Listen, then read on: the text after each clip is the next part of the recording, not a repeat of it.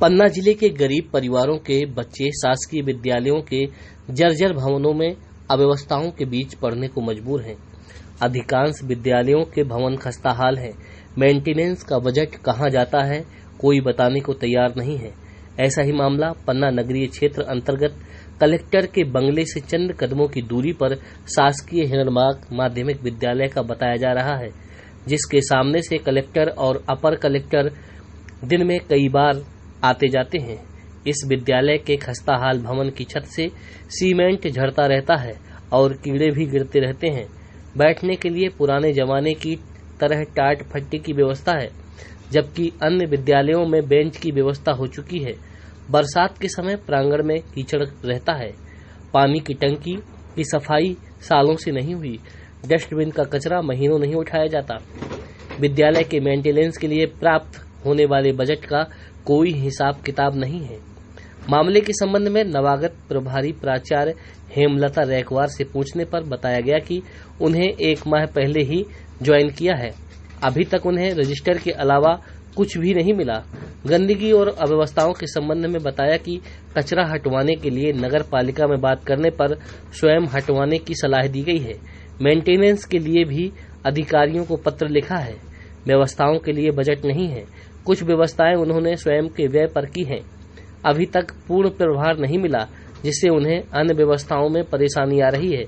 अब शहरी विद्यालयों की दुर्दशा ऐसी है तो फिर ग्रामीण क्षेत्र को स्कूलों की स्थिति का अंदाजा आसानी से लगाया जा सकता है।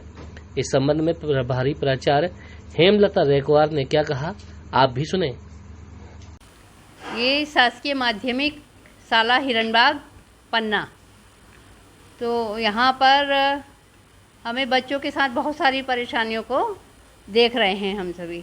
यहाँ क्या है, सबसे जैसे ही गेट के अंदर एंट्री करो तो नगर पालिका के द्वारा वो कूड़ेदान रखवाए गए हैं 3-4 और बगल में सुलभ कॉम्प्लेक्स बना हुआ है।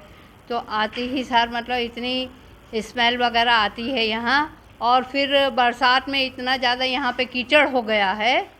तो मैं कई बारी हम लोग गए, नगर पालिका वाले कहते हैं अपने बजट से करो।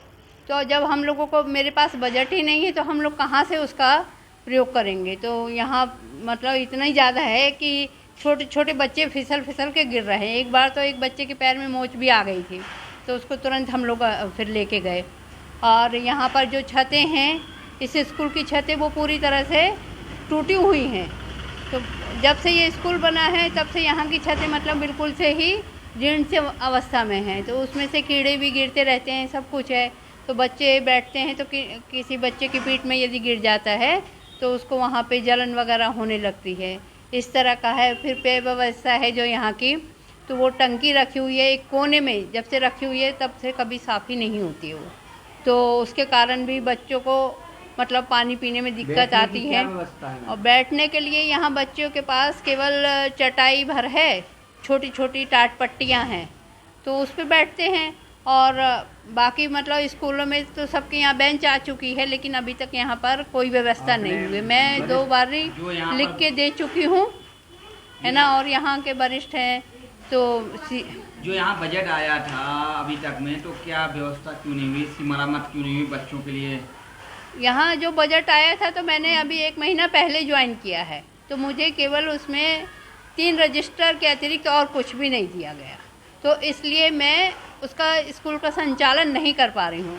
तो मेरे पास मैं अपने निजी मद से थोड़ा बहुत, जैसे बच्चों को अभी 15 अगस्त में गिफ्ट वगैरह दिए, ये सब मैं अपने मद से कर देती हूँ। और ऑफिस के कागज़ वगैरह हैं, दूसरा और चीज़ें हैं, रजिस्टर वगैरह, तो मैं अपने खुद अभी लेके आई थी। कहीं ना कहीं आपका ये मानना है कि यहाँ पर गमन हुआ है राशि का बच्चों के लिए, शासन की राशि का? अब इसके बारे में तो मैं कह नहीं सकती, क्योंकि जब तक मेरे हैंडओवर नहीं होगा तब तक मैं नहीं बता सकती इसके बारे में।